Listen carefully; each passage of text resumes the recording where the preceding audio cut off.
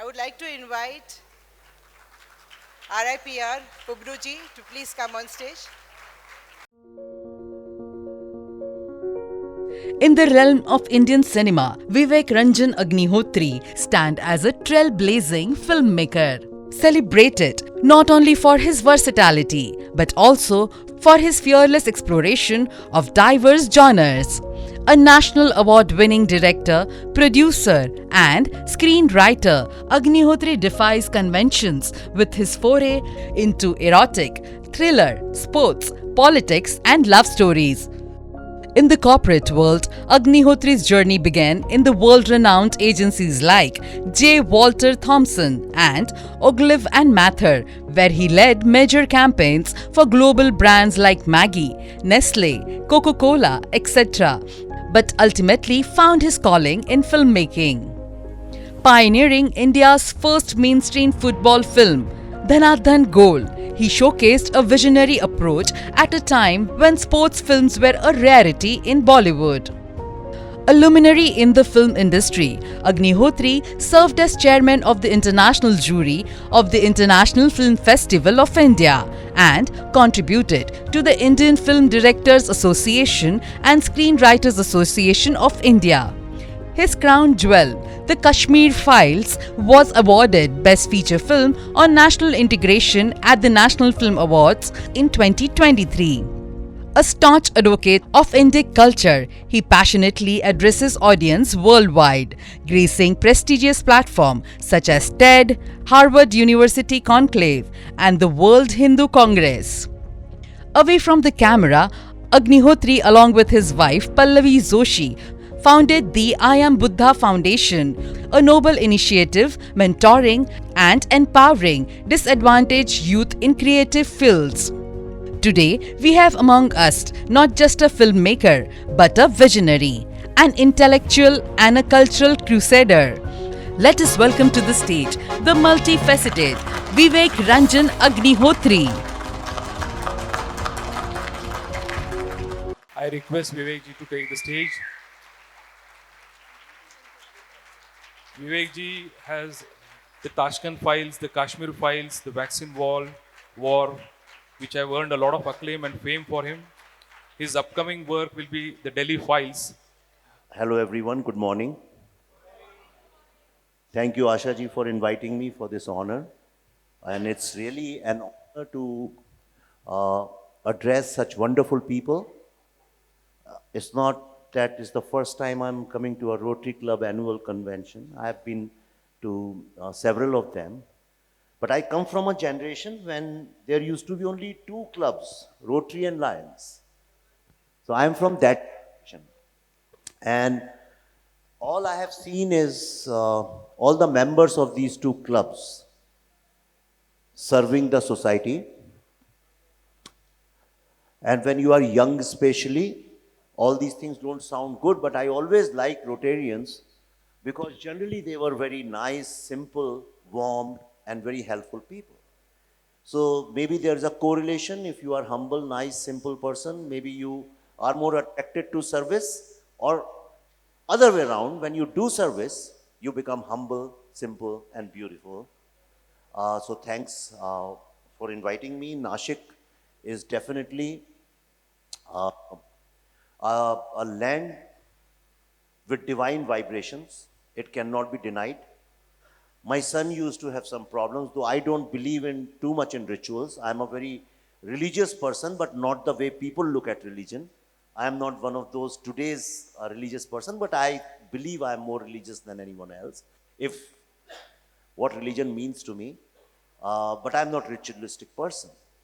But my son had some issues, and for him we came here. My wife insisted that we come here. When we came here, I don't know how and why, but then suddenly he started shining, and he was my chief assistant director in Kashmir Files. And so there must be some great divine vibes here. आप इधर कहीं आ जाइए. See, these are the perks of making a film like the Kashmir Files. So when you make Kashmir Files, you are imprisoned You are put in a place where you are guarded by um, gunmen, CRPF they are called, but I look at them as gunmen. You can't go anywhere freely, and for last almost 2 years, I haven't gone out with my family. I can't travel with my children. And I used to movies every week. Now I can't. I used to go to so many places. Like in Nashik, I would have gone to the temple in the morning, but I couldn't go because of these things. But we'll come to Kashmir files slowly. Uh, See, the Kashmir files, I know it's going to follow me all my life because these kind of things happen once in centuries. The problem is, if you look at it like a movie, like a film, then you can open many discussions and debates about the merit of the film, about the content of the film, about the politics of the film. But if you suddenly change the definition, and you don't look at it like a film, I'm sure most of you must have seen it. If you don't look at it like a film, and just look at it like a counter argument to what has been going on in last 70 years, and then you will find the kind of impact this one particular story has made, that 75 years of separatism, terrorism, exploitation, oppression, violence, killings, murders, all these things suddenly have become past. And I'll come to the Kashmir files, but I just want to tell you, I never take the credit of making that film. Anybody who knows me, I have said it in many speeches, and if you can trust me, in all honesty and sincerity, I am telling you, I haven't made the Kashmir files. I am just the medium. It got made through me. Because perhaps at that point of time, I was ready to do it. And what I learned from it, that you cannot do anything if you are not ready for it. If a sperm is not ready to be born, no power, no medical science in this world can do anything about it. If you are not ready to die, nobody can do anything about it. Trust me, and this I am telling you with experience. We prepare ourselves to die. But this is deep philosophy. Get a little bit into philosophy, how this film came about. Is that okay? Maybe it will help you to reflect in your own life. See, I was making these big commercial films with big stars, lot of money, lot of glamour, and everything is accessible because you are in a glamour world. Because we are trained, from the childhood we are trained, our minds are trained to believe that people who are seen in newspapers or television know something better than you, or perhaps they are better than you. Second thing, your mind is trained, if you talk to your children, and you will find how influenced they are by all these, the so-called highly publicized people. But there came a time in my life when I realized actually there is no difference between you and I. The only difference is that I am standing on the stage and you are listening to me. But if I come down from the stage and if I sit with you, perhaps you have something to tell me also, which I am going to listen. And in this world, there is nobody, not a single person who does not have a great story to tell. The only problem is that we are not trained in telling that story, but all of us have those stories. One day I realized, we say, okay, let's just begin with this. How many people here are into technical, how many people are technical people here? Okay, or let me make it easier for you. How many are professional people here? Oh, everybody, okay. Except for you.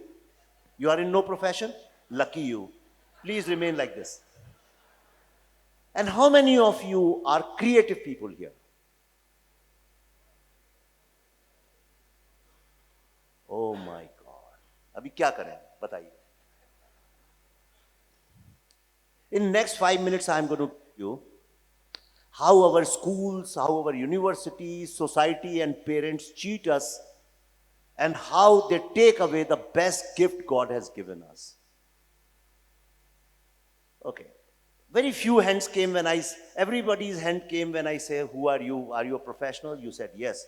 And I said, creative. Most of the people want to believe they are not creative people. How many people can breathe? How many people can breathe with their nose here? How many? Raise your hands, don't laugh. And you say you are not creative. God's only 2 gifts to human beings. Only 2 gifts. One, that we can breathe. And second, we are creative. There is no child in this world who is not born creative. Not even one. Think about yourself when you were a child, what you used to do. If your mother got upset, locked you in a dark room, तो आप क्या आपको अंधेरे कमरे में कोई बंद कर दे तो 2 मिनट रोते थे ना, उसके बाद क्या करते थे? You would create a world of your own. आपका imagination था. You would create characters. You would create stories. आप अपने दिमाग में imagine करते थे कुछ. करते थे कि नहीं करते थे? करते थे कि नहीं करते थे? ऐसा कोई भी दुनिया में, पूरे वर्ल्ड में एक भी आपको बच्चा मिलेगा जो कि इमेजिन नहीं कर सकता, या बड़ा भी आदमी इमेजिन नहीं कर सकता. ये ऐसे पावरफुल गिफ्ट्स हैं दुनिया के. Breathing is the first sign of success. If you are breathing you are successful. अगर डार्विन को मानते हैं, Darwin said survival for the fittest. What is survival without breathing? और हम लोग सक्सेस और अनसक्सेस गाड़ियों और बंगलों से और शैंडलियर से गिनते हैं, जबकि आपकी सबसे बड़ी success you are breathing today. And then your second biggest success is that you can imagine. आपकी जिंदगी में ऐसी एक भी चीज नहीं होगी जो कि क्रिएटिविटी से नहीं निकली है. आपकी लाइफ में एक ही सेकंड ऐसा नहीं हो सकता है क्रिएटिविटी इन्वॉल्व ना हो. जैसे मैं आपसे जब बात, listening, so much of creativity is required for that, but you can shut yourself. Problem क्या है, क्या होता है? मैं आपको बताता हूं क्या होता है. अगर मैं आप में से, can anybody introduce, anybody voluntarily can introduce themselves? आप भाई साहब सबसे आगे बैठे हैं. आपका क्या नाम है? Who are you? Who are you, बेटा? हाँ? That's it. आप क्या करते हैं भाई साहब? आपसे कह रहा हूं. हाँ, बट आप professional photographer.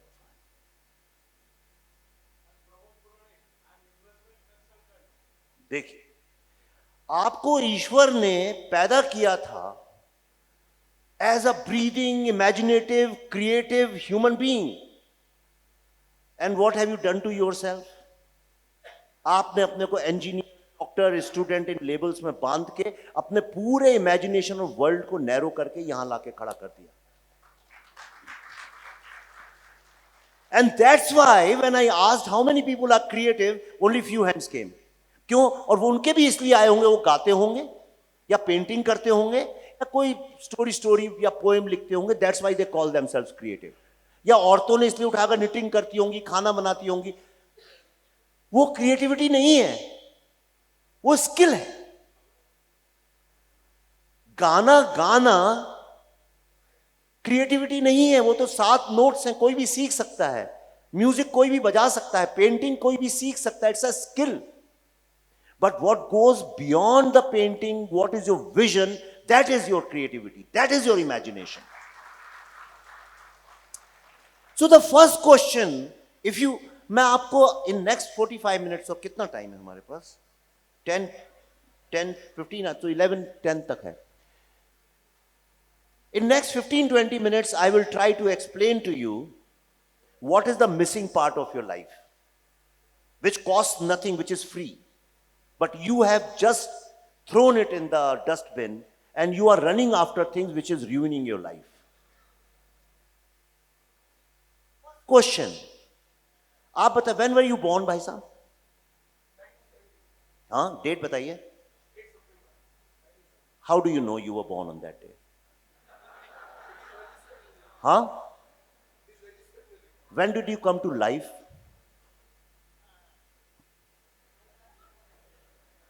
When did your life start?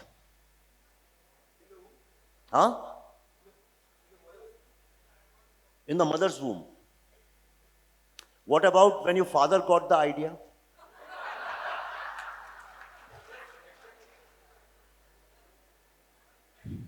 So life begins with the idea. Do you think if your father had no idea, you would have been born? You believe so much in the power of a sperm.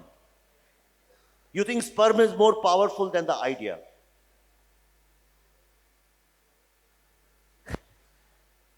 See, who are you? It's such a difficult question. There is nobody in this world who doesn't ask, especially the kind of people who are sitting here after you are 35, 40. Why is it that everybody when they are 40, 45 start thinking, what is life? Why am I here? What is the purpose? What is the relationship? What is death? Why at 45? Why not for this young girl? Because right now she's under the spell of a magician called education. And you are not. Whatever you have learned in your 40 years has failed and you are realizing it's failing. There is nothing which you believe is yours. And somewhere subconsciously, you also know what you have lost, which is the reason all over the world when people are around 45 or 50, they want to learn piano, they want to go traveling, they want to be on their own. In Europe, now in India also, lots of couples are, once they are 50 plus, they start sleeping in separate bedrooms because you need your privacy. You need your space. The problem is that this education system, the social norms, the society, all this wants to give you a certain role. They want to put you in a role.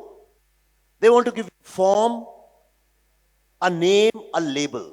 बच्चा पैदा नहीं होता है, हम उसके ऊपर एक जैसे वो मेड इन इंडिया लगाते हैं, ऐसे लगा देते हैं मेड इन अ ब्राह्मण Hindu family, made in a Sunni Muslim family, made in a Protestant Catholic family, उसके बाद लगाते हैं made in India, फिर लगाते हैं made in नासिक, फिर लगाते हैं made in Subhash Chandra road Nashik, फिर हम अपना मोहल्ले का, फिर अपने घर का, और लास्ट में आपकी जिंदगी जिस बच्चे के लिए the entire world belong to him, who belong to the entire world, ला के उसको एक बेडरूम में एक छोटे से बिस्तर पे खड़ा कर देते हैं और भाई बहन एक ही कमरे में लड़ते हैं, नहीं ये मेरी जगह है, नहीं ये मेरी जगह है.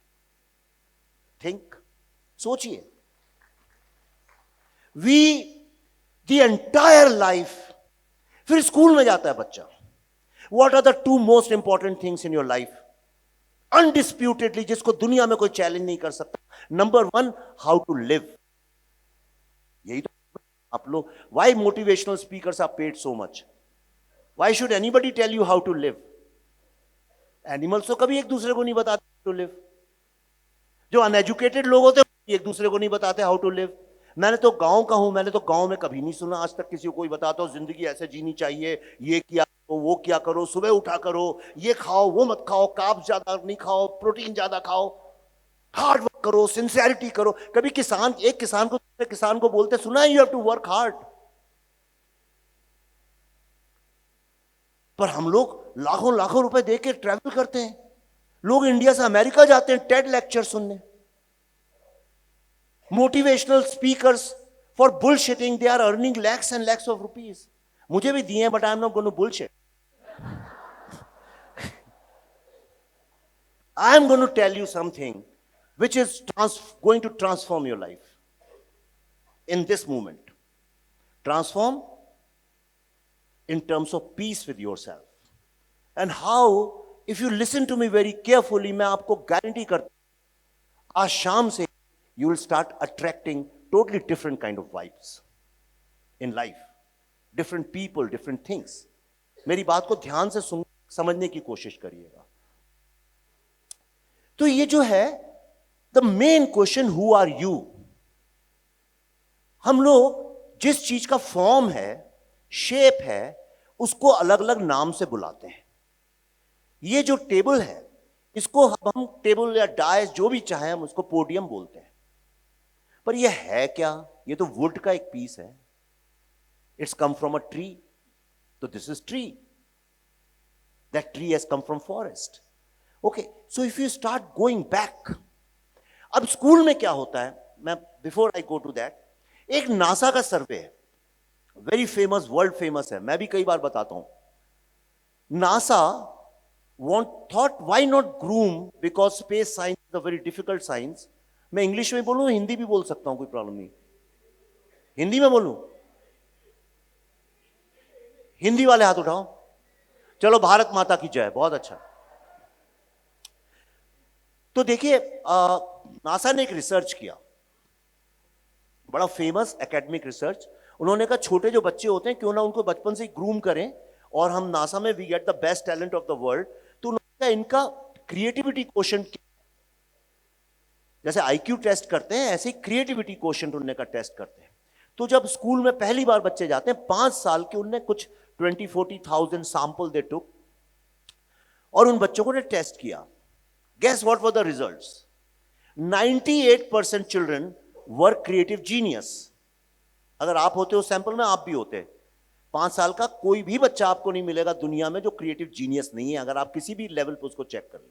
अगर स्कूल नहीं गया है तो, अगर स्कूल नहीं गया है और माँ बाप दिन भर उसको पूजा पाठ और ये बोलो वो बोलो उसमें नहीं लगाते हैं, तो if is a open child, natural child है, अगर उसको बहुत ज्यादा, कई बच्चों को नहीं बचपन से ही बना देते हैं ना कपड़े वपड़े पहना के कि तुम ये हो, वैसा नहीं हम और आपके बच्चे. And 2% who were not creative genius because they had some kind of a physical or mental or coordination or motor problems. They had problems, but they had imagination. So they were not creative genius because of coordination problems, but they were creative. So which means almost 100% of the students, children were creative. Then NASA got excited with that research. और उन्होंने कहा इसको हम extend करते हैं and let's see. They were surprised. They never thought that 100% of the 100% बच्चे जो हैं क्रिएटिव निकलेंगे. तो उन्होंने क्या किया, उन्हीं बच्चों को जब वो 10 साल के हो गए, when they were in 5th standard, तो फिर से सेम उन्हीं बच्चों को फिर से उन्होंने टेस्ट किया. अब गैस करिए क्या था रिजल्ट? कोई कर सकता है गैस? नो, ऑलमोस्ट 33% जो बच्चे थे वो क्रिएटिव जीनियस थे और बाकी नहीं थे. 5 साल के एजुकेशन में. उसके बाद उनने उन बच्चों के ऊपर जब वो 15 साल के हो गए, again they tested the same kids, और अब रिजल्ट्स ये थे कि 13% जो बच्चे थे वो क्रिएटिव जीनियस थे और बाकी सारे क्रिएटिव डफर्स थे. Means they had nothing to do with creative ideas. They had lost their imagination. और जब वो बच्चे ग्रेजुएट होकर निकल रहे थे स्कूल से कॉलेज जाने के लिए, लगभग 20 साल की उम्र में, उनका फिर से उन्होंने जब किया, गैस करिए what were the results now? But he said it right. Yes, only 2% were creative genius, everybody else was creative duffer. This is the reason when I say how many people are creative, only few hands come up. ने हाथ उठाए थे आप उन 2% में. This is the real problem. I realized it. जैसे कई साधु महात्मा कहते हैं सिद्धि मिल गई वहां जाके, एकदम से हमें भगवान दिख गए, हमको ये हो गया, और उनके लाखों फॉलोअर्स हो जाते हैं. मैं आपको सच बता रहा हूं, आप यकीन करिए, एक टाइम था, मैंने एक फिल्म बनाई थी Buddha in a traffic jam. After making lots of big commercial films, एक वक्त आया जब मुझे लगा कि मैं तो ये वो कहानियां बता रहा हूं जो सुनना चाहती है, तो मैं तो उनकी मर्जी पे हो गया. आप देखना चाहते हैं एक बड़े स्टार को, वो गाने गा रहा है स्विट्जरलैंड में, सडनली बंबई आके लड़ने लगता है कहीं, अब उसकी मजबूरी है, उसे सारी जिंदगी आपको वही वाहियात कहानियां सुनानी पड़ेंगी क्योंकि उसे लगता है आप देखना चाहते हैं. बट आई रियलाइज ऐसा नहीं है. लोग बार बार वही करते हैं क्योंकि लोगों के पास कोई ऑप्शन नहीं है। तो अगर उनको वो ऑप्शन दिया जाए, if you start telling the stories which mean something to them, तो वो भी चल सकती हैं। तो मैंने बहुत फिर छोड़ दिया बॉलीवुड, दिमाग से रिजाइन कर दिया, पूरी तरह से छोड़ दिया। आई सेड नाउ मैं भले ही पढ़ाने चला जाऊं, लेकिन मैं अब ये नहीं करूंगा। और मैंने स्टूडेंट्स के साथ मिलकर एक छोटी सी फिल्म बनाई, 1 करोड़ में। यू कैन इमेजिन 1 करोड़ में फिल्में बनती नहीं है। और हमने जो रिसर्च किया था उससे हमको ये पता चला कि बहुत सारी यूनिवर्सिटीज में जो स्टूडेंट्स मिडिल क्लास छोटे शहर के, अब एक नासिक में लड़की और लड़का जो यहाँ बड़ा हुआ है, एक ट्रेडिशन के साथ, एक इंडियन कल्चरल इथॉस में बड़ा हुआ है, अगर उसको आप यहाँ से उठा के दिल्ली या कलकत्ता या बॉम्बे की किसी बड़ी यूनिवर्सिटी में भेज दें, तो वहाँ पे विधिवत तरीके से, ना सिस्टमैटिक मैनर, उन बच्चों को एक सिस्टमैटिक मैनर में ब्रेन वॉश किया जाता है। And slowly you will find that they become anti-state, anti-culture, anti-religion, anti-parents। और क्या मैं भोपाल का छोटे शहर का लड़का था। जब मैं दिल्ली गया, एक ब्राह्मण घर का, फ्रीडम फाइटर्स, खादी पहनने वालों का बच्चा, आप जानती हैं कैसे बड़ा हुआ होऊंगा। मुझे अंग्रेजी का एक शब्द नहीं आता था, but when I went to Delhi, specially जब मैं JNU में गया, तो वहां पे लिटरली जो professors and the senior students, they motivate you कि तुमने जो कुछ भी तुम हो, ये सब गलत है, and you have to be something different। कौन सा ऐसा बच्चा है जो 17 साल की मैं नहीं करना चाहता है? और उसको रेवोल्यूशन नाम पे, लेफ्टिस्ट लोगों की सारी दुनिया में स्ट्रेटेजी रहती है, जो मार्क्सिस्ट लोग हैं, कम्युनिस्ट, ये सारी दुनिया में यही करते हैं। तो उनका ये है कि भाई तुम you fight against the state. और वो स्टेट वर्ड सुनने में बड़ा अच्छा लगता है, पर उसके पीछे स्ट्रेटेजी कुछ और है। अगर आपको स्टेट से लड़ाई लड़नी है, तो आपको हिंदुइज्म से क्यों लड़ाई लड़नी है? उसका क्या लेना देना है? But slowly what they do is they start brain washing. इसलिए आप देखिए 21-22 साल के जिनके बच्चे हैं, आपके खुद के भी तो होंगे, तो आपको समझ में आता होगा मैं क्या कहना चाह रहा हूं। तो वी मेड दैट फिल्म जिसका नाम था Buddha in a traffic jam. और मैं, वो फिल्म बिक नहीं रही थी, वो कोई रिलीज करने को तैयार नहीं था। उसमें एक टर्म हमने इंट्रोड्यूस किया था, अर्बन नक्सल्स। क्योंकि नक्सल्स की जब बात होती है, लोग सोचते हैं वो जंगल में रहते हैं, बट आई सेड कि इनकी जो सारा का सारा नेटवर्क है वो तो शहरों में, यूनिवर्सिटी, मीडिया, गवर्नमेंट, इन सब जगहों में है। और तब तक ये न्यूज पब्लिक में आती नहीं थी, आजकल तो सब जानते हैं इसके बारे में। पर वो फिल्म कोई प्रोड्यूसर और डिस्ट्रीब्यूटर्स और मार्केट में कोई खरीद नहीं रहा था। The problem was because it was such a novel concept. हमारे यहाँ हमेशा यह सिखाया गया है कि अगर भगवान, पेरेंट्स और टीचर, गुरु खड़े हो तो सबसे पहले गुरु के पहुंचने चाहिए। और वो उसी इंस्टीट्यूशन को चैलेंज कर रही थी फिल्म। तो उसको लेके पॉलिटिक्स थी, और मैं बिल्कुल बैंकरप्ट हो गया था। यह हालत थी कि आई डिसाइडेड कि अब मैं छोड़ के बॉम्बे, भोपाल चला जाऊंगा, and I will teach in some universities और something. Literally I had decided. तो मैं अपना ऑफिस पैक कर रहा था। मैं पेंटिंग करता हूं, और ये बरसात के मौसम की बात है। और बॉम्बे में जब बारिश 3-4 दिन लगातार बहुत होती है, तो एकदम अंधेरा सा हो जाता है। समुंदर के सामने मेरा ऑफिस है, and I never turn on AC। मैं जनरली गर्मियों सर्दियों में हमेशा बिना AC के ही रहता हूं, तो हवा भी अच्छी आती है। पर उस दिन इतना अंधेरा था, एकदम डार्कनेस थी, और मैं पेंट कर रहा था। और अगर आप जिंदगी से हारे हो, परेशान हो, तो ये जो डार्कनेस, ग्लूमीनेस है, ये मनहूसियत भी बहुत फैलाती है, आप और डिप्रेस हो जाते हैं।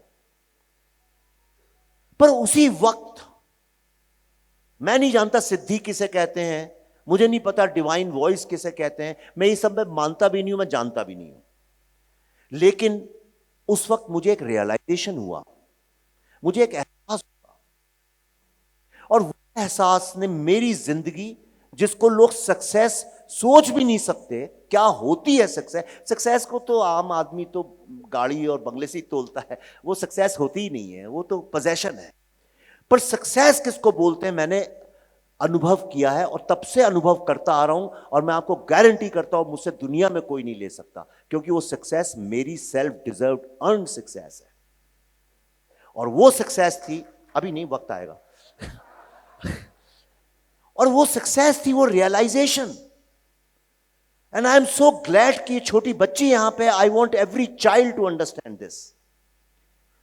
मैं जो समझता था मैं हूं, वो मैं नहीं था। इस एक रियलाइजेशन ने मेरी जिंदगी बदल दी।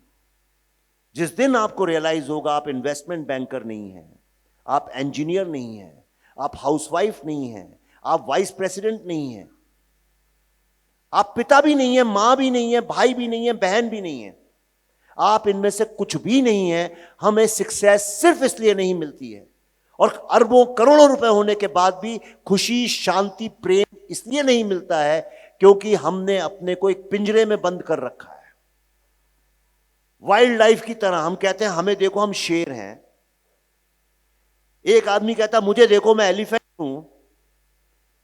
अगर समझिए शेरों के ही कटघरे हैं समझिए सारे के सारे, तो जब दूसरे शेर के यहां ज्यादा लोग आ जाते हैं तो ये शेर दुखी हो जाता है, और जब इसके यहां ज्यादा आ जाते हैं वो दुखी हो जाता है। क्यों? क्योंकि हमने अपनी परिभाषा शेर, और कितने लोग आपको शेर मानते हैं इस पर रख रखी है। अगर आप बोलें कि मैं एक बहुत ही सक्सेसफुल बिजनेसमैन हूं, बोल सकता है कोई भी, लेकिन सामने वाला आपसे अगर यह बोल दे नहीं भाई साहब आपकी सक्सेस तो कुछ भी नहीं है, उनकी सक्सेस तो देखिए क्या है, तो आपकी आइडेंटिटी कहां गई? आपकी सक्सेस कहां गई? आपको 4 लड़कियों ने बोल दिया आप बड़े हैंडसम हैं, और एक ने आपको बोल दिया नहीं है, तो आपकी वो सारी हैंडसमनेस कहां गई? प्रॉब्लम यह है कि हमने ये जो है इसको एक नाम दे दिया है। अब ये सारी जिंदगी ये सोचे कि मैं तो एक पोडियम हूं। वो इसी तरह से है जब आप कहती हैं नेकलेस, पर नेकलेस तो गोल्ड है कि नहीं है? तो नेकलेस के लिए सोचना मैं नेकलेस हूं और मैं गोल्ड अलग हूं, वो तो खुद ही अपनी जिंदगी को नैरो करता जा रहा है। तो आपने भी ये सोच लिया कि ये सामने सृष्टि है और ये मैं हूं, और आपने खुद सृष्टि से अपने को अलग कर लिया। इसीलिए मैं आपसे कह रहा था आप कब पैदा हुए। अगर आप इस सवाल का जवाब आज शाम को सोने के पहले खुद शांति से, और मुझे पता है औरतें ज्यादा करेंगी आदमी नहीं करेंगे, क्योंकि आदमियों के दिमाग रुकते नहीं एक जगह पे ज्यादा, पर विमेन आर वेरी कंसर्न। मैं भी I am a child of a mother. माएं, भारतीय माएं बड़ी अजीब होती हैं। उनको कोई एक चीज समझ में आ जाए तो शाम को वो इसलिए नहीं सोचती कि उनका क्या फायदा होगा, वो इसलिए सोचती कि उनके बच्चों का और उनके पति का क्या फायदा होगा। और जो उनके फायदे का सोचते हैं वो लोग अपना मस्त हैं। तो एनीवे, बट आप शाम को सोचिएगा जरा, इस सवाल का बहुत डरावना सवाल है ये, कि मेरा जन्म कब हुआ, मैं हूं कौन? क्या उस आइडिया से शुरू हुआ जो आपके पिताजी को आया था, या उस आइडिया से जब आपकी मां को पहली बार देखा था? और अगर लव मैरिज नहीं थी, क्या उस आइडिया से आया था जो उनकी मां ने सोचा था इनकी शादी इससे करा दें? आपकी जिंदगी शुरू कहां से हुई? लाइफ आपकी कहां से शुरू हुई? एंड यू विल फाइंड आपकी लाइफ शुरू हुई जब यह सारा ब्रह्मांड शुरू हुआ, जिसको आप यूनिवर्स बोलते हैं। और हम बोलते हैं वो अलग है, हम अलग हैं। हम अपने को यूनिवर्स से अलग मानते हैं। वो ऐसे ही है जैसे कि एक मोमबत्ती जल रही है, समझिए कैंडल जल रही है। कैंडल के ऊपर क्या जलता है उसको क्या बोलते हैं? इंग्लिश में क्या बोलते हैं? फ्लेम। अब आपके लिए तो आपने तो उसको फ्लेम बोल दिया क्योंकि आप स्कूल में पढ़े हुए हैं, आपको सिखा दिया गया है। और जो स्कूल्स भी है ना, ये पूरी स्ट्रेटेजी कहां से आ रही है? ये वॉर, 5000 साल का जो इंसान का इतिहास है, ये सिर्फ लड़ाई, दंगे, मारा पीटी, इसी से भरा और कुछ नहीं है। इसीलिए हमारे दिमाग में, डीएनए में जो हमारे मेमोरी है सेल्स की, उसमें सिर्फ कॉन्फ्लिक्ट है और कुछ नहीं है। और कॉन्फ्लिक्ट नहीं होता आप बोर हो जाते हैं। जब कोई कहता है मैं बोर हो रहा हूं, इसका क्या मतलब है? अगर एक बच्चे को कमरे में, आज के बच्चे को बंद कर दो और टीवी नहीं दो, फोन नहीं दो, तो कहेगा मैं बोर हो रहा हूं। क्यों? क्योंकि उसको अपना जो लिविंग है उससे संतोष नहीं है, उसको कॉन्फ्लिक्ट चाहिए किसी और थॉट से। तो ये लड़ाई के लिए सोल्जर्स का डिसिप्लिन होना बहुत जरूरी है। और सोल्जर्स के लिए ही सारे आश्रम, सारे स्कूल, सारे सब कुछ, जितना एजुकेशन सिस्टम आप देखते हैं, वो वॉर में सोल्जर्स को तैयार करने के लिए बना था, और धीरे धीरे धीरे करके हम तक आ गया। तो एनीवे, तो जो ये फ्लेम है, एक्चुअली ये तो non stop continuous gases are emitting. जो लोग साइंस को मानते हैं इतना तो जानते ही होंगे, वो फ्लेम नहीं है, वो तो गैसेस चलती जा रही हैं। और वो गैसेस भी इस कारण नहीं आई कि वो आपने जला दिया, वो तो गैसेस थी ही। They found a medium, correct. तो अगर इसी तरह से देखें तो we are the universe and this body is just a medium, correct. लेकिन चूंकि हमको सिखा दिया गया हर चीज को अलग अलग खाने में रखो, अलग अलग बुक्स बनाओ, रफ बुक्स बनाओ, अलग ये बुक अलग बनाओ, ये यहां रखो, ये यहां रखो, इसको इस बोतल, ये जिंदगी जीने के लिए ठीक है पर खुद के लिए तो सही नहीं है। हमने अपने को भी इतना कंपार्टमेंट्स में बांट दिया है कि हम हमेशा बात करते हैं तो अपनी एक आइडेंटिटी क्रिएट करते हैं और उस आइडेंटिटी के हिसाब से सारी जिंदगी रोल परफॉर्म करते हैं। साहब आप तो इंजीनियर हैं, आप ऐसी क्या बात कर रहे हैं, इज़न्ट इट? लोग कहते हैं ना, अरे वो तो साइंटिस्ट हैं, देखो तिरुपति गए थे तोड़ के आए। तो क्या वो साइंटिस्ट ही हैं या इस यूनिवर्स के पार्ट नहीं है? या जब कोई आपको गेरुए वस्त्र पहन के कोई पंडित या साधु साइन इंग्लिश में बोलता है तो इंडिया में लोग बड़ा आश्चर्य करते हैं। इसलिए देखिए आजकल इंग्लिश बोलने वाले इंस्टाग्राम पे जितने साधु आधु हैं बड़े फेमस हैं। लोगों को लगता है ये कोई ऐसी बात बोल रहे हैं जो हिंदी बोलने मराठी बोलने वाला नहीं कर सकता है, ये अंग्रेजी में बोल रहे हैं। कभी हम हंसी नहीं आती, हम कितने मूर्ख होते जा रहे हैं, हमें खुद नहीं हंसी आती। Is comic way of looking at things, isn't it? More than the content we are bothered about the form. इसीलिए आजकल आप देखिए कि आपके नंबर ऑफ फॉलोअर्स जो हैं वो रेपुटेशन आपकी आपके असली पर्सनालिटी से पहले पहुंच जाती है। एनीवे, तो ये जो फ्लेम जिसको हम बोलते हैं, क्या वो फ्लेम है या वो गैसेस हैं? अगर वो गैसेस हैं तो ये फ्लेम यूनिवर्स है, करेक्ट। हमारी जैसे बॉडी है, हम अपनी बॉडी के बारे में कुछ नहीं जानते। मैं अगर आपसे पूछता हूं कि जब हम बात करते हैं तो हम हमेशा क्या करते हैं कि हम अपनी बॉडी और अपने दिमाग को अलग कर देते हैं। हम कभी नहीं मानते ये दिमाग भी है बॉडी का ही पार्ट है। कौन कह रहा है? मैं कह रहा हूं। तुम कह रहे हो कि तुम्हारी बॉडी कह रही है। ये आवाज किसकी है? इस बॉडी की है कि तुम कहीं अलग से आ गए?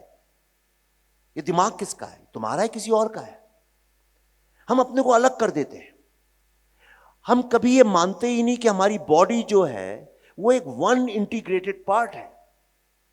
अगर मैं आपसे पूछूं आपका पेट ज्यादा बलवान है या आपका दिमाग ज्यादा बलवान है, आप सारी जिंदगी गोल गोल घूमते रहेंगे, जवाब नहीं दे पाएंगे। इसलिए नहीं दे पाएंगे क्योंकि सवाल ही गलत है। सवाल ही गलत है। So when you start thinking in those terms कि हु एम आई, तो आपके बहुत सारे लेबल्स, डेफिनेशंस गिरने लगते हैं। आप ये सवाल पूछती जाइए, who am I, who am I, who am I, और आपके ये सारे के सारी चीजें धीरे धीरे गिरती जाएंगी। की प्रैक्टिस उसमें क्या जाता है? आप गाड़ी में जा रहे हैं, ट्रैफिक पे खड़े हुए हैं, 5 मिनट का टाइम है, जहां छोड़ा था पिछला सवाल उसके आगे आ जाइए। लोग इसलिए नहीं पूछते, डर लगता है कि इसका तो जवाब मिलेगा ही नहीं, हम सोच ही नहीं सकते। अगर आपको ऐसा लगता है सोच नहीं सकते, इसका मतलब जैसे बॉडी बड़ी स्टिफ हो जाती है, कहते हैं थोड़ा योगा करो, फ्लेक्सिबल होगी, इसका मतलब आपका दिमाग भी बहुत रिजिड हो गया अपने आप को लेके। और यही मेरे साथ हो गया था। बुद्धा है ना ट्रैफिक जैम बनाने के बाद मुझे इतना 6 साल वो फिल्म अटकी रही, लेकिन चूंकि मैंने कई साल मूवीज बनाई थी, मुझे ऐसा लगने लगा आई am a film maker, I am a film maker from Bollywood, from Hindi film making, I am a director, I am a writer. And I had limited myself so much on that black dark afternoon, जब चारों तरफ अंधेरा था, एक darkness थी, एक depression था, कोई होप नहीं थी, कोई ऑप्टिमिज्म नहीं था। ऐसे वक्त में कमजोर दिमाग वाले लोग सुसाइड के बारे में सोचने लगते हैं, कई लोग शराब पीने लगते हैं, कई लोग ड्रग्स लेने लगते हैं, कई लोग छोड़ के चले जाते हैं, जीवन से हार जाते हैं। But I found a realisation and I said, just because I have shot this on film and camera, that's why I'm calling it a film. और इसीलिए मेरे को डिस्ट्रीब्यूट डिपेंड करना पड़ रहा है, इसीलिए मुझे स्टूडियोज के ऊपर डिपेंड करना पड़ रहा है। मेरी जिंदगी की सारी निर्भरता सिर्फ इसलिए है क्योंकि मैंने एक चीज को इतना नैरोली डिफाइन कर दिया है. What have you made? I have made a film. तो फिर डिस्ट्रीब्यूटर से बात करो. इन दैट मोमेंट मैंने उसको फिल्म बोलना छोड़ दिया. For me it was just a story. एक कहानी थी वो. और जैसे ही मैं उस दायरे से निकला, ईगो के, घमंड के, कि देखो मैंने फिल्म बनाई है, जैसे ही मैं उससे बाहर निकला, मुझे समझ में आया ये कहानी तो मैं एक बच्चे को भी सामने बैठ के सुना सकता हूं. ये कहानी तो मैं कहीं भी जाके सुना सकता हूं, इतने. और तब मैं वो अकेला उस फिल्म को लेके अकेला मैंने ट्रेवल करना शुरू किया. जितनी मेरी उस वक्त सामर्थ्य था, जितना मेरे पास पैसा था, मैं बहुत ही गरीबी में मैंने ट्रेवल करना शुरू किया. I went to one university. मैं जेएनयू गया तो उन लोगों ने कहा ये फिल्म यहां नहीं दिखा सकते. ऑब्वियसली जिस बारे में मैं उन्हीं को दिखाने चला गया था. तो मैंने एक ट्वीट किया कि JNU is not allowing this, so I am going to show this film on the street. JNU के बाहर, एडमिन ब्लॉक के बाहर एक काफी बड़ा चौराहे जैसा है और 2-3 सड़कें मिलती हैं. मैं सड़क पे दिखा रहा हूं, जिसको देखना है आ जाओ. एक फिल्म मेकर जिसने chocolate, Anil Kapoor, Sunil Shetty, Arshad Warsi, Irfan Khan, Boman Irani, John Abraham, Bipasha Basu, सब बड़ी बड़ी फिल्में लंदन में शूट हुई. एक मैसिव कमर्शियल फिल्म्स. उसके बाद मैं एक फिल्म को सड़क पे दिखा रहा हूं. तो मैंने बात की, खेर साहब अभी आएंगे आपके यहां. खेर साहब ने मुझसे बोला था, कह रहे विवेक क्या फर्क पड़ना, कितने लोग आएंगे, कह रहे क्या फर्क पड़ता है, तुमने फिल्म, अगर तुम ये सोच के निकले हो इसमें कि एक भी आदमी सुन ले तो मेरा काम हो गया, तो अगर 10-15 भी आ गए तो बहुत बड़ी बात है. तो मैंने कहा आप चलेंगे मेरे साथ? ही सेड चलो चलता हूं. And very gracious of him, he came with me for a flop show. तो खेर साहब ने मुझसे, जब गाड़ी से उतरने के पहले उन्होंने मुझसे बोला कि यार एक काम करते हैं, कुछ लोग तो आने नहीं वाले, कभी भी शुरू करनी है तो मैं तो फिल्म, तो एक काम करते हैं पैदल उतर के जरा टहलते हैं, देखते हैं जेएनयू कैसा है. मैं कभी गया नहीं हूं, तो पढ़ा हूं तो इसलिए मैं तो जानता हूं चप्पा चप्पा. हम जब उतरे वहां पे और आगे जैसे ही मुड़े, आप यकीन नहीं करेंगे, छतों के ऊपर, पेड़ों के ऊपर, गाड़ियों के ऊपर ऐसी कोई जगह नहीं थी जहां पे सिर्फ लोग ही लोग नहीं थे. 5,000 people, 5,000 young students came to see that film. उसकी फोटोज गूगल में पड़ी हैं, आप कभी भी जेएनयू विवेक अग्निहोत्री टाइप करेंगे आपको सब फोटोज दिख जाएंगी. मतलब वो कैमरे में आ नहीं सकती, इतने लोग थे इतनी फोटो में. 5,000 people sat on the street और उनने वो पूरी फिल्म देखी. और उसके बाद next 30 days I traveled to 45 campuses in India. And that film became such a big cult film कि उसके कारण मेरी बुक अर्बन नैक्सल्स, मैं ऑथर नहीं हूं, मैंने कभी जिंदगी में सोचा भी नहीं था मैं ऑथर बनूंगा, बट चूंकि वो फिल्म यूनिवर्सिटीज में और पेरेंट्स के बीच में इतनी ज्यादा पॉपुलर हो गई कि उसके कारण the publishers one after another started asking me to write the book on that film. And then I wrote a book called Urban Naxals. जो इंडियन पब्लिशिंग हिस्ट्री में, अगर कोई पब्लिशिंग बिजनेस में वो जानते होंगे, it became the fastest and the biggest non fiction best seller till date. 2016 में वो फिल्म आई, 2017 में वो बुक मैंने की, और आज तक टिल डेट नॉन फिक्शन में अगर लाइफ टाइम में 10,000 कॉपियां बिक जाएं तो बहुत बड़ी बात होती. 2000 में तो लोग बेस्ट सेलर लिखना चालू कर देते. आज भी एवरी सिंगल वीक मैं hundreds of copies personally sign करके भेजता हूं. सिर्फ पर्सनली 300 रुपए की किताब है, 1000 रुपए में देता हूं क्योंकि वो हमारे फाउंडेशन में जाता है पैसा सारा. 250-300 रुपए की किताब है, शायद मैंने प्राइस देखा नहीं है बहुत दिनों से. 1,000 rupees में we sell it.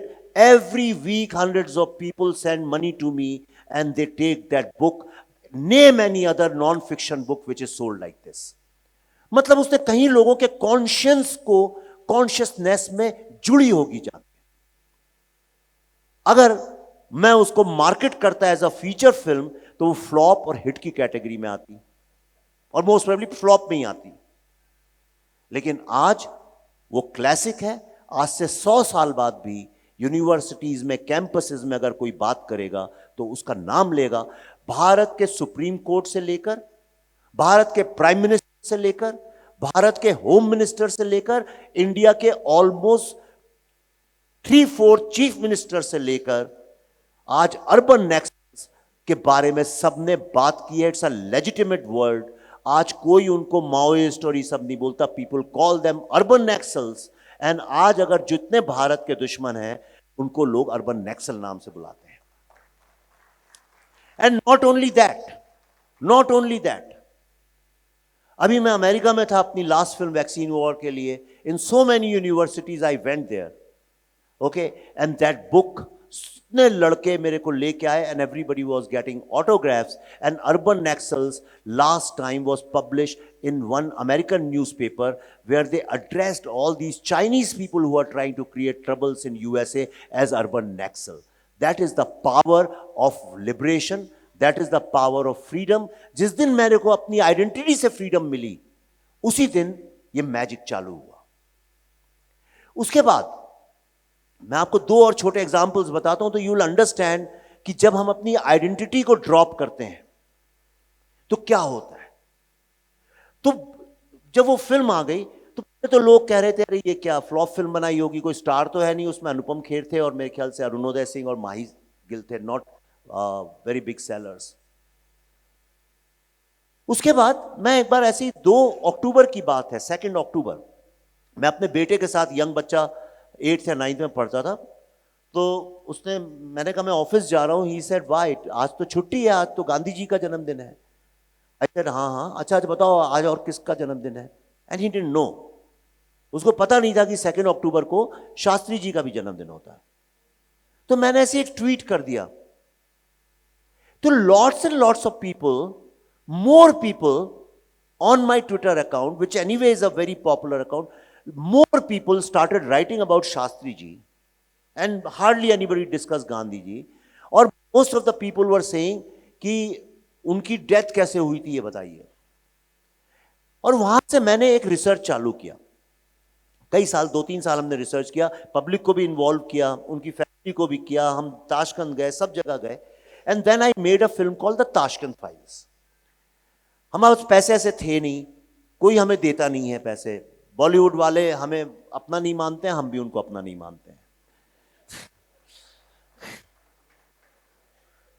वो इसलिए अपना नहीं मानते हैं, वो कहते हैं आप अपने आप को बॉलीवुड फिल्म डायरेक्टर क्यों नहीं बोलते हो।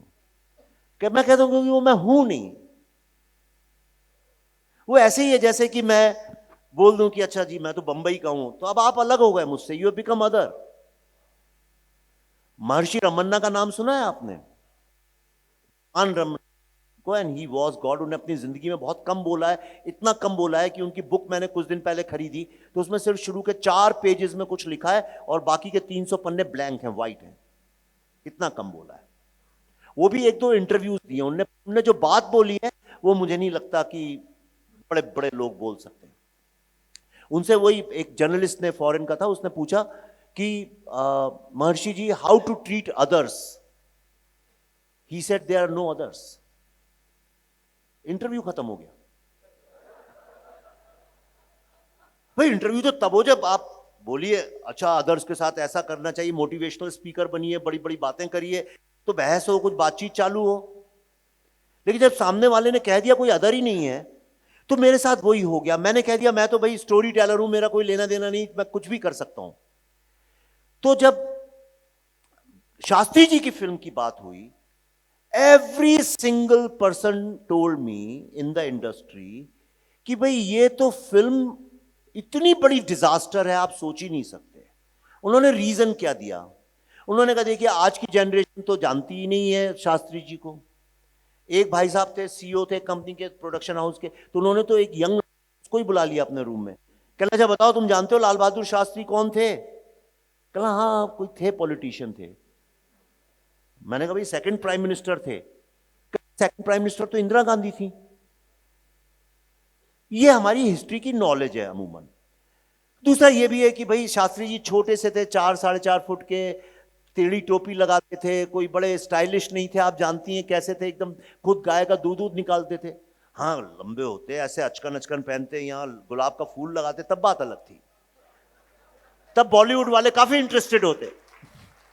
माफ करिएगा, मैं पॉलिटिक्स में नहीं घुसना चाहता हूं, लेकिन थोड़ा मजाक तो कर सकते हैं। मुझसे बोला लोगों ने, ऐसा नहीं है कि somebody said you make a film on Nehru, this will be a hit। Shastri को कौन पूछता है, और बात सही भी है।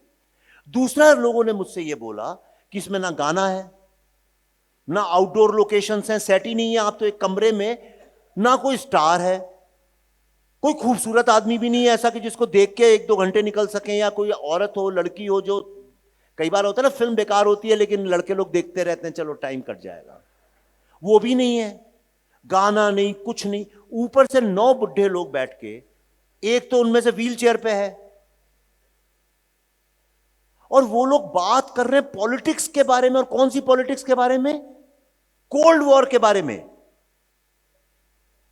70s के यूएस और रशिया के, यूएसएसआर की लड़ाई के बारे में वो बात कर रहे हैं। 1960s और 70s की पॉलिटिक्स के बारे में। केजीबी नाम नहीं सुना होगा आजकल की जनरेशन ने। कह कि कैसे कोई आएगा, और पूरी फिल्म में लोग बक बक बक बक बक बक सिर्फ डायलॉग कर रहे हैं, कुछ हो ही नहीं रहा, स्टोरी नहीं, स्क्रीन पे नहीं, सिर्फ डायलॉग्स ही डायलॉग्स हैं। ये फिल्म है कि कचड़ा है? वो भी 2-2.5 साल अटकी रही फिल्म। बड़ी मुश्किल से फिर मैं, जी में सुभाष चंद्र जी हैं, उनसे मैंने रिक्वेस्ट की कि सुभाष जी अच्छा एक काम करिए, हम और आप कई साल साथ में काम किया है, तो आप इसको बस रिलीज करवा दीजिए, एक शो में कर दीजिए। वो मान गए। तो उन्होंने कहा नहीं ऐसा नहीं, अच्छे से करते हैं। उन्होंने नीचे फोन किया, पर नीचे वाले आप जानते हैं कैसे होते हैं, तो वो MBA पढ़े हुए थे, IIM से आए थे वो लोग। तो उन्होंने बोला नहीं ये तो किसी भी पैरामीटर पे फिल्म ही नहीं है।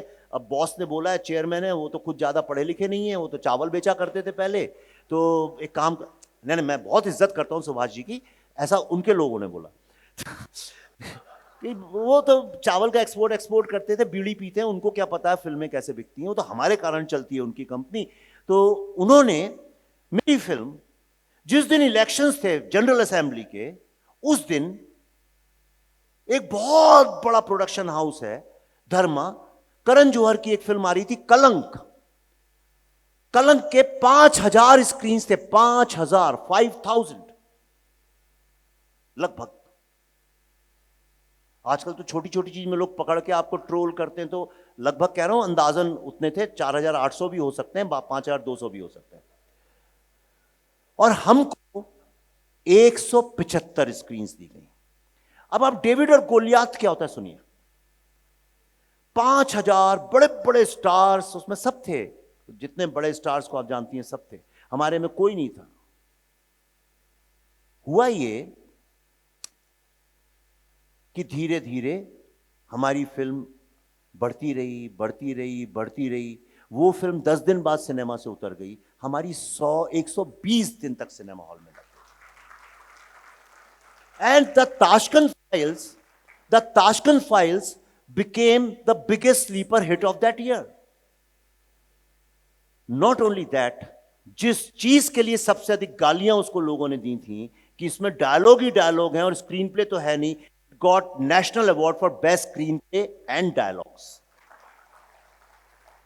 And not only that, 2019 के पहले मोदी जी 2 अक्टूबर को सुबह 2 ट्वीट किया करते थे, प्राइम मिनिस्टर ऑफ इंडिया। एक मैं गांधी जी की समाधि पे जाके करते थे, और एक फिर शास्त्री जी का 1-1.5 घंटे बाद जाते थे। और गांधी जी के जो ट्वीट थे वो 40,000 50,000 रीट्वीट्स होते थे। अगर जो लोग समझते हैं ट्विटर की भाषा, समझ लीजिए कि बहुत ज्यादा होते थे। और शास्त्री जी के जो वो 1000, 1500, 2000। लास्ट ईयर का देख लीजिए, 2019 तो छोड़िए, लास्ट ईयर का देख लीजिए, यही नंबर उल्टे हो गए। आज जब प्राइम मिनिस्टर ऑफ इंडिया सुबह ट्वीट करते हैं तो गांधी जी में 100-200 होते हैं, 1000 भी नहीं होते, और शास्त्री जब होता है तो लाखों में होते हैं। Because I did not look at it like a film. The Tashkent files मेरे लिए फीचर फिल्म नहीं थी, मेरे लिए वो एक इन्वेस्टिगेटिव जर्नलिज्म था जो हमारे जर्नलिस्ट करना भूल गए थे। That's what we did. जो काम जो काम भारत सरकार को करना चाहिए था पिछले 50 साल में, that's what the film did. मुझे इससे फर्क नहीं पड़ता है कि शास्त्री जी को हार्ट अटैक हुआ था कि उनको मर्डर किया गया था, लेकिन सत्य क्या है यह मैं जानना चाहता था। और तब हमने 3 फिल्मों का ऐलान किया था। मैंने कहा ये जो डेमोक्रेसी में, देखिए टाइम हो जाए तो आप बता दीजिएगा, वी आर क्लोज। तो जो हमारे भारत के 3 शेर हैं, जो हमारा एम्बलम है, कभी किसी ने सवाल उठाया ये 3 शेर हैं क्यों? सिर्फ इसलिए कि अशोका का मिल गया था तो हमने बना लिया? क्या है वो? ये 3 शेर किसकी रक्षा कर रहे हैं? ये कर क्या रहे हैं? 3 शेर हैं क्यों सुप्रीम कोर्ट के ऊपर, पार्लियामेंट में? ये किस चीज की रक्षा कर रहे हैं? तो मुझे एक जज साहब ने कहा था ये डेमोक्रेसी की रक्षा कर रहे हैं। मैंने कहा डेमोक्रेसी की किस चीज की रक्षा कर रहे हैं? किसी के पास कोई जवाब नहीं था। आप में से किसी के पास कोई जवाब नहीं होगा। तो मैंने अपने मन में सोचा कि डेमोक्रेसी में कौन सी ऐसी 3 चीजें हैं जिसकी इनको रक्षा करनी चाहिए। जो कर रहे हैं नहीं कर रहे हैं वो तो आप खुद जानते हैं। सबसे पहला सत्य, ट्रूथ। अगर आपको किसी चीज का सत्य नहीं पता तो आप कभी भी जस्टिस नहीं कर सकते, राइट? अगर आपको एक सच नहीं पता तो आप जस्टिस नहीं कर सकते, और जस्टिस और ट्रूथ के बिना डेमोक्रेसी का कोई मीनिंग नहीं है। And if there is no truth and justice, can there be equality? Which means there can be no dignity to life. तो डेमोक्रेसी का हमने आजादी क्यों लड़ी? क्यों लाखों लोग मरे? मेरे दोनों थे। मेरी मां की शादी हुई थी 16 साल की उम्र में। बच्चे होते हैं 16 साल की उम्र में, और शादी के मेरे ख्याल से कोई 3 या 4 दिन बाद वो जेल चली गई। With my father went to यहाँ कोला के पास जेल में, और my mother went somewhere else, Nagpur I think. And मेरे पिताजी कई साल रहे जेल में, और कोड़े ओड़े भी पड़े, सब हुए। मेरी माँ भी जेल में बहुत वक्त रही, इसीलिए I am a late child. So आप ये देखिए कि इतना त्याग, इतना संघर्ष, इतना कत्लेआम, लाखों लोग मरे, देश के बंटवारे हो गए, कि आखिर हमने अंग्रेजों से आजादी ली क्यों? क्या था उसके पीछे? एक मकसद, सिर्फ एक मकसद था उसके पीछे। अभी मैं एक फिल्म बना रहा हूं, दिल्ली फाइल्स, जो इस ट्रिलॉजी का लास्ट पार्ट है, Tashkent files, Kashmir files and the Delhi files. तो उसके लिए हम काफी रिसर्च कर रहे हैं, एंड मैंने इतनी किताबें पढ़ी, सारे डॉक्यूमेंट, सिर्फ एक पर्पस था। पर्पस ये था, अच्छा मैं आपको यकीन मानिए, बुरा नहीं मानिएगा, मुझसे ज़्यादा नेशनलिस्ट भी कोई नहीं हो सकता, लेकिन अगर अंग्रेज होते ना तो हमारा ट्रैफिक सिस्टम, हमारी रेलवेज, एयरलाइंस, पंक्चुअलिटी, करप्शन, ये चीज़ें आज नहीं होती देश के अंदर।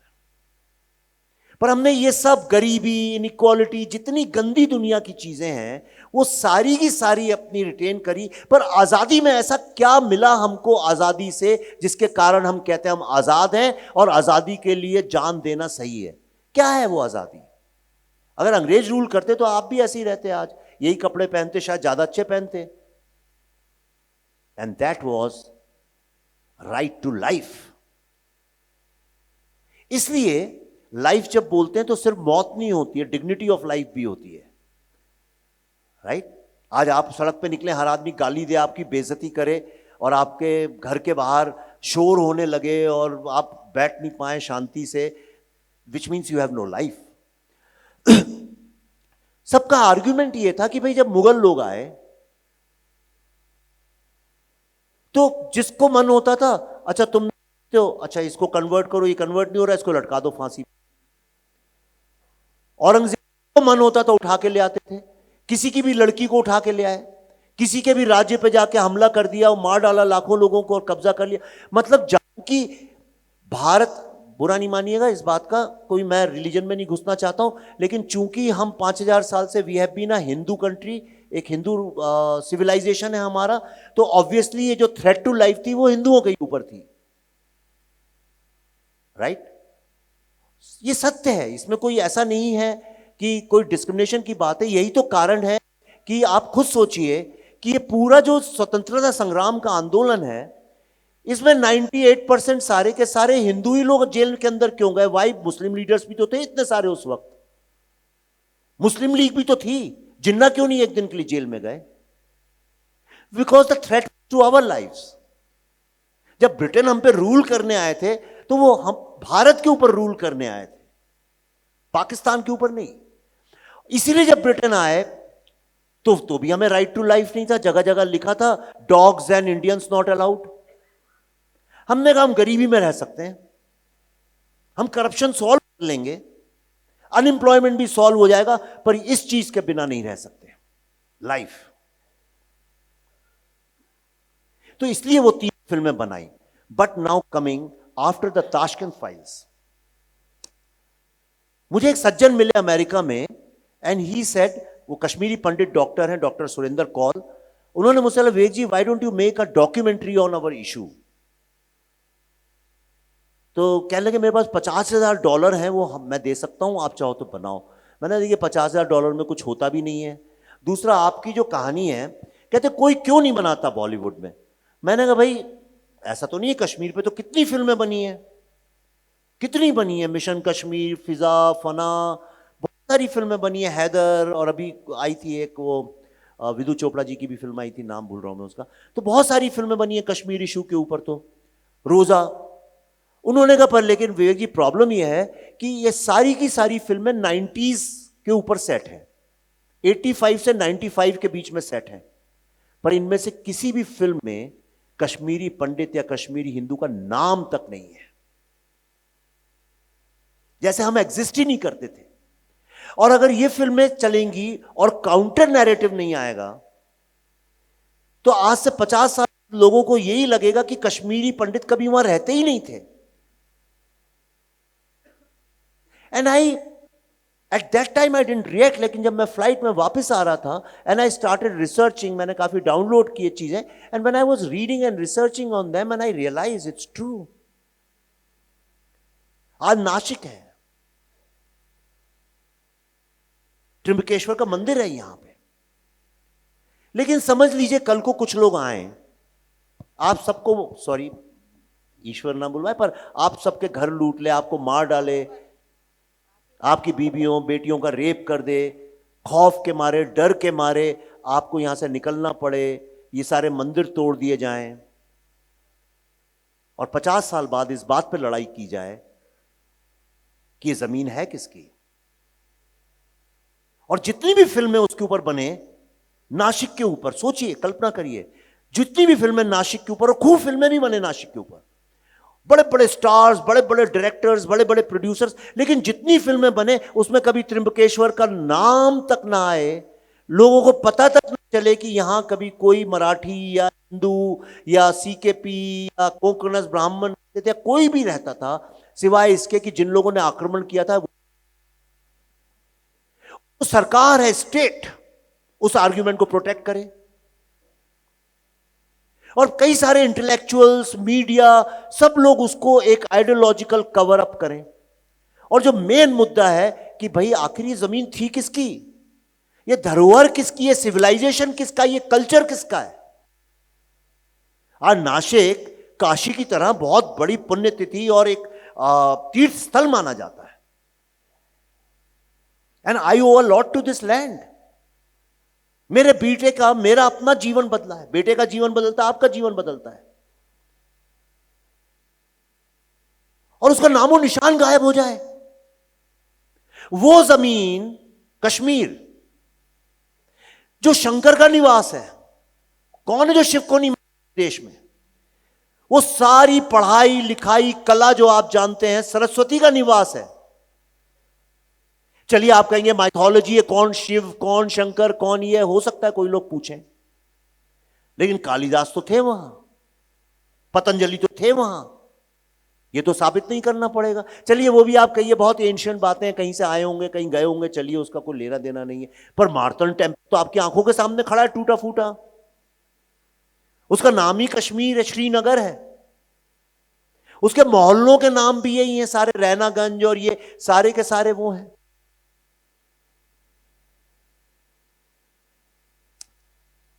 And that's when I told my wife कि देखो भाई, अच्छा, और जिससे मैंने बात करी भाई आप इस पे एक फिल्म बनानी है, पैसे दिए, कहने भाई साहब मुझे माफ करिए, मुझे जिंदगी जीनी है, मरना नहीं है। ऐसा कोई भी व्यक्ति मेरे परिवार का, मेरे दोस्त, फिल्म इंडस्ट्री का, मेरे दुश्मन, जिसने मुझसे ये नहीं बोला होगा देखो भैया कश्मीर के पचड़े में पांव मत रखना, और पांव रखना है तो फिर वही बताओ जो इतने सालों से कहानी सुनाई जा रही है कि कोई आतंकवादी इसलिए जाता है कि उसका शोषण होता है बेचारे का। अगर शोषण से आतंकवादी आदमी बन जाता होता तो भारत के हर दलित को आतंकवादी बन जाना चाहिए, हर गरीब आदमी को आतंकवादी बन जाना चाहिए। फुटपाथ पे सोने वाले हर व्यक्ति को डंडे उठा उठा के जो गाड़ियां निकले उनको मारना चाहिए। ऐसा नहीं है। दे वर स्कूल्ड, वो एजुकेशन था, वो स्कूलिंग थी।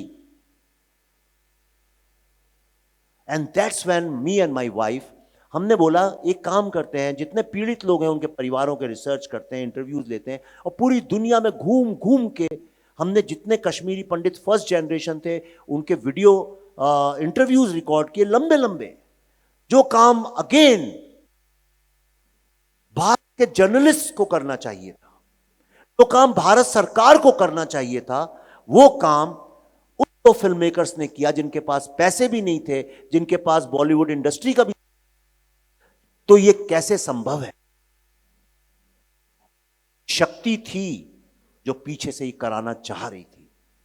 4 साल के लंबे सफर के बाद वो फिल्म जब रिलीज हुई तो आप जानते हैं उसको लेके क्या सारा बवाल मचा। लेकिन मैं आपको करने के पहले 2-3 चीजें बताऊंगा, उससे आपको मेरी बात भी समझ में आएगी। वो फिल्म जब रिलीज हुई, पिछले 25-30 साल, 40 साल, पता नहीं 1990, मतलब 30 साल से भारत के इंडियन एयरफोर्स के ऑफिसर को सरेआम यासीन मलिक वगैरह ने मार दिया था, खुलेआम। और उस सब जानते हैं, उसकी फोटोज हैं, सब है। पर यासीन मलिक खुलेआम घूमता था, और जो लोग मरे थे उनकी विधवाएं और बच्चे बेचारे हार मान के कहीं जिंदगी में सेटल हो गए थे। कोर्ट ने उनका मुद्दा जो है उठा के फेंक दिया था। फिल्म रिलीज होने के बाद जम्मू कश्मीर हाई कोर्ट ने सबसे पहले इंडियन एयरफोर्स के कत्लों का केस खोल दिया, सुओ मोटो। उसके बाद यासीन मलिक, और आज वो जेल में है आप जानते हैं। बल्कि भारत सरकार ने तो अभी अपील की है, इसको ऐसी सजा दो जो विश्व में किसी को नहीं दी गई हो। He is in jail. तीसरी चीज, आपने कुछ दिन पहले पढ़ा हो, भारत सरकार ने एक नोटिस निकाला है। कश्मीरी पंडित शुरू से ये कह रहे थे, 30 साल से ये कह रहे थे, जैसे ज्यूज के साथ वॉर के रिकॉर्डेड वीडियोस जहां उनने आके अपनी बातें बताई हैं, जिसका एक मॉन्यूमेंट बना है, और जिसको लेके पूरा वर्ल्ड को समझ में आया कि how bad it is to have racist violence और डिस्क्रिमिनेशन। और ये ह्यूमैनिटी के लिए एक बहुत बड़ा सबक है। भारत सरकार ने आज तक यह काम नहीं किया। आप जानते हैं क्यों नहीं किया? क्योंकि वोट बैंक पॉलिटिक्स हिलती है। ऐसा लगता है अगर आप कश्मीर का मुद्दा खोलते हैं तो ऐसा लगता है आप माइनॉरिटी के अगेंस्ट कुछ कर रहे हैं, जो सत्य नहीं है। यह भी एक कहानी है जो सिखा दी गई है, यह झूठ है। अभी कुछ वक्त पहले, 1 महीने पहले, 1.5 महीने पहले अप्रोक्सीमेटली, भारत सरकार ने ऑफिशियली जितने भी कश्मीरी पंडित हैं उनको इनवाइट किया है कि you come record your stories, and bases that they will start cases against people who have killed, raped और लूटेड देयर प्रॉपर्टीज।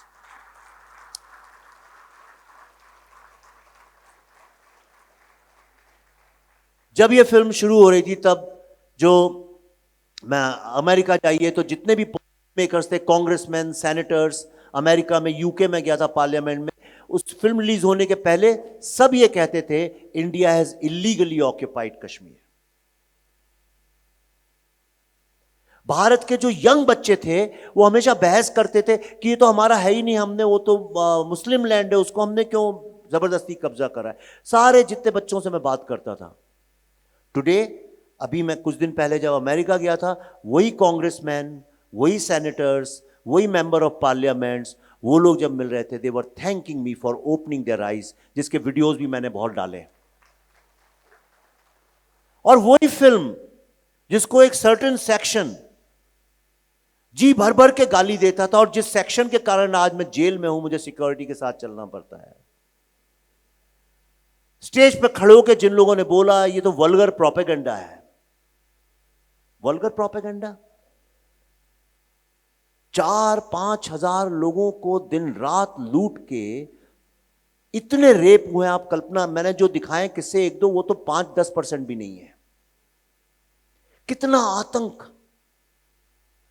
कितना खून, घरों के घर उजाड़ दिए आपने। आज आपका घर, आपके बाप दादाओं का घर, कोई आके उसमें आग लगा दे, आप अपना एक जूता एक चप्पल पहन के ठंड की रात में आपको भाग के जाना पड़ा हो, और अगले कई साल आप रिफ्यूजी कैंप में रहें। Vulgar propaganda.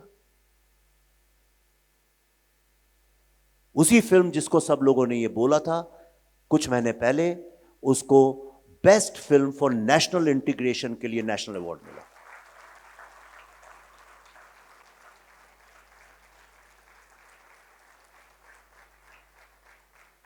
और अब मैं बना रहा हूं द दिल्ली फाइल्स,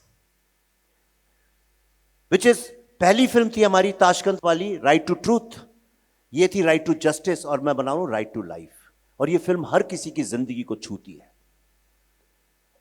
आज आप ये सोचिए, आजादी मिलने के बाद सन 2023 में जब हम आर्टिफिशियल इंटेलिजेंस की तरफ बढ़ रहे हैं, मैं पूछ बिफोर आई फिनिश,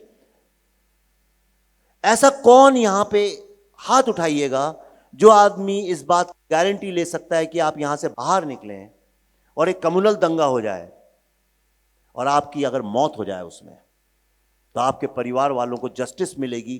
कौन ऐसा है जिसको लगता है ये सही है? है कोई? आपको लगता है जस्टिस मिलेगी? मिलेगी? भारत में आजादी के बाद there been more than 1500 very prominent communal riots. उन हर कम्युनल राइट में एक एसआईटी इंक्वायरी बैठी है, एक कमीशन बैठा है, सबकी रिपोर्ट्स वहीं की वहीं हैं। उनमें से किसको जस्टिस मिली? नहीं मिली। आप ऐसी हवा में मत बोलिए, मैं रिसर्च कर रहा हूं 4 साल से। आप मुझे बताइए किसको मिली? क्या पंजाब वालों को मिली? क्या कश्मीर वालों को मिली?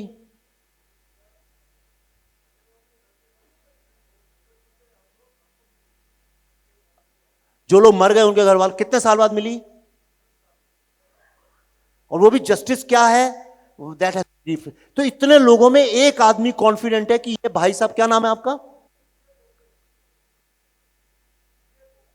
विजय भोपले। इनको पूरा भरोसा है अगर ये बाहर निकलेंगे अभी और कम्युनल राइट हो गई और इनको खुदा ना खास्ता कुछ हो गया, तो इनके परिवार वालों को स्टेट ऑफ इंडिया जस्टिस दे के ही रहेगी, चाहे कुछ भी हो जाए। ऐसा इनको भरोसा है। मुझे नहीं है। मुझे इसलिए नहीं है कि मैं अभी पिछले हफ्ते केरला में था। मेरे पास उन घरों की, उन लोगों के वीडियोस, फोटोज हैं जो मोपला जेनोसाइड में मारे गए थे। उसके कुछ वक्त पहले, 4 साल से रिसर्च कर रही है हमारी टीम इसमें, उसके पहले मैं डायरेक्ट एक्शन डे, आप में से कितने लोग डायरेक्ट एक्शन डे का नाम जानते हैं? नहीं जानते। एक व्यक्ति जानते हैं, 2 बस। ये इतिहास आप जानते हैं। इट्स लाइक टू से कि अच्छा भाई आपकी लीनियज क्या है, और आप बोलें अपने मां बाप का नाम और ग्रैंड पेरेंट्स का नाम ना जाने। आज भारत की जितनी भी समस्याएं हैं, इनकी जड़ मोपला और डायरेक्ट एक्शन डे में है। आज जब घर जाएं, डायरेक्ट एक्शन डे टाइप करिएगा, उसकी फोटोज देखिएगा और देखिएगा कलकत्ता की गलियां नरकंकाल से भरी हैं और बड़े बड़े वल्चर्स बैठे हैं। और ये फोटो टाइम और न्यूयॉर्क टाइम्स ने खींची हैं, तो आप डिस्प्यूट भी नहीं कर सकते। भारत का होता तो कहते झूठ है।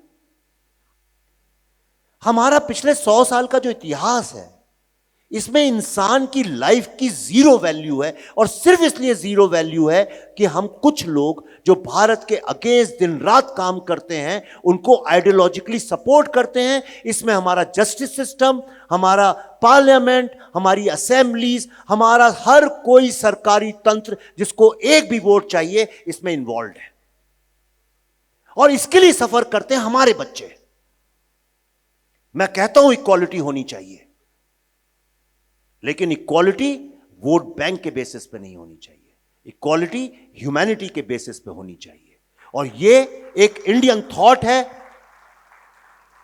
जब दिल्ली फाइल्स रिलीज होगी, आज भी सबका कहना है, मैं जिनसे मिलता हूं, कल भी मैं बात चल रही थी, सब लोग कहते हैं यार मत पढ़ो इस पचड़े में। ये कश्मीर फाइल्स अगर 10% था तो ये 100% है। ये उससे 10-20 गुना ज्यादा विस्फोटक है। ये भारत में आग लगाएगा। लेकिन मैं आपको एक बात बताता हूं, वो इमारत जिससे शहर के बच्चों को खतरा है, उसमें आग लगाना ही बेटर है।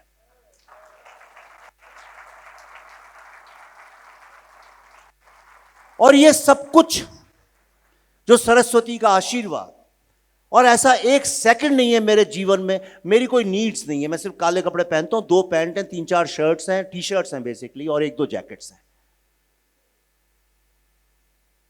मेरा खाना पीना, ना मैं शराब पीता हूं, ना सिगरेट पीता हूं, खाना भी बड़ा सात्विक सिंपल बहुत खाता हूं, मुझे गाड़ियों का शौक नहीं, चीज का शौक नहीं है, लेकिन एक ताकत है जो मेरे पीछे है, और वो जो ताकत है, कई लोग उसे भगवान बोलते हैं, सरस्वती का, शिव का आशीर्वाद बोलता हूं, वो नहीं, आपकी आवाज है। वो बात जो शास्त्री जी की फैमिली ना कर पाई, ना उनसे पूछा, जब मैं उनसे मिला उनकी आवाज में लेके आया। वो फीचर फिल्म नहीं थी, वो कहानी नहीं थी, वो किसी मां के दर्द की आवाज थी, वो उस बेटे के दर्द की आवाज थी जिसको यही नहीं पता उसके पिताजी का कत्ल हुआ या वो हार्ट अटैक से मरे। कश्मीर फाइल्स कोई फीचर फिल्म नहीं थी, उन कश्मीरियों का दर्द था, वो आवाज थी जिसको ना तो उन्होंने किसी को सुनाया, ना किसी ने सुनने की कोशिश की। द दिल्ली फाइल्स सिर्फ कश्मीरियों या शास्त्री जी के परिवार तक सीमित नहीं है, ये हर भारतीय, ऐसा कोई भी व्यक्ति किसी भी धर्म जात पात का जो कि भारत की पुण्य भूमि में जिसने जन्म लिया है, उसके दर्द की कहानी है। मुझे आप लोगों का आशीर्वाद चाहिए। Please bless me so that I can tell this story honestly.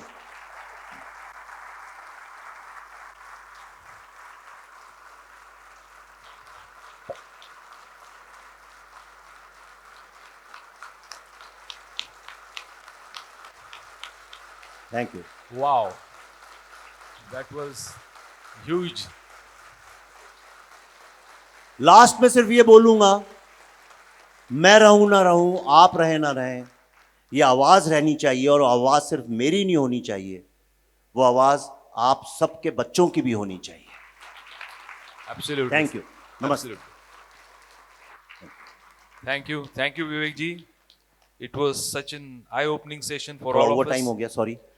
No problem. I think थोड़ा सा रीशेड्यूल करके आपको ज़्यादा टाइम देना चाहिए था, ऐसा मुझे लगता है।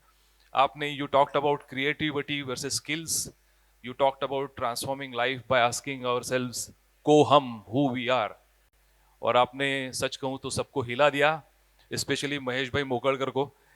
तो I now request Asha to felicitate Vivek ji with a token of gratitude.